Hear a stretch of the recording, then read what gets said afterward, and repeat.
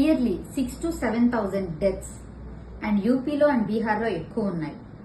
And per day వచ్చేసి 17 to 20 cases.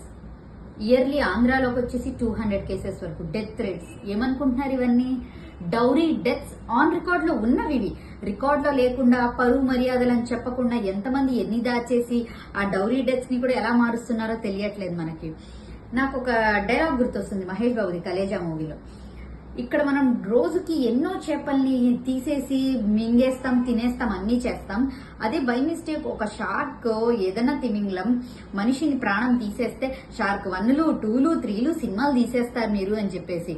So నేను recent గా ఒక పోస్ట్ పెట్టా, డౌరీ ఎందుకు అని. అది ఏ రిలీజన్ లోనో కామన్ గా నడుస్తున్న it's a social evil.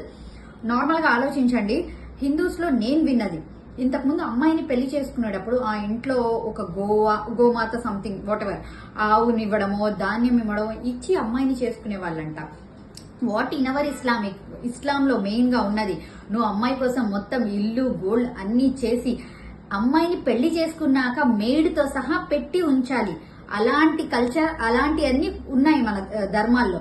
But మనం దీన్ని రివర్స్ గా ఫాలో అయ్యి ఇంట్లో పని మంచిగా చూసే పిల్లలుగా నియంత్రణగా చూసి ఇలా మనం రాంగ్ వేని మన ధర్మాలని మనం రాంగ్ వేలో ప్రొజెక్ట్ చేస్తున్నాం.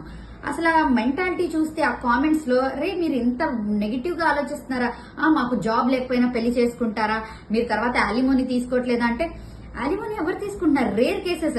నాకు తెలిసి నేను ఒక ఇయర్ లో మొత్తంలో ఒక 10 విన్నానేమో అండి. మగాళ్ళని ఆడవాళ్ళు చంపేసింది, అలిమోని కేసెస్, ఇవన్నీ డైలీ జరిగే డౌరీ డెత్స్ ఇవన్నీ ఏంటి మరి? దీనికి ఎవరు ఆన్సర్ చెప్తారు? అసలు జనాల మెంటాలిటీ ఎలా ఉందంటే, నేను రోజువారీ కూలీని, నాకు ఎవరైనా కట్నం ఇచ్చి పెళ్లి చేసుకుంటారా, మీకు మాత్రం ఇల్లు బంగ్లాలుగా. మీరు ఏం మాట్లాడుతున్నారు? ఇది బేసిక్ రైట్స్ మనం పాటించే ఏ ధర్మంలో అయినా ఉంది. మనం కష్టపడి పెట్టాలి, ఆడదాని సొమ్ము ఎప్పుడూ తినకూడదు అని.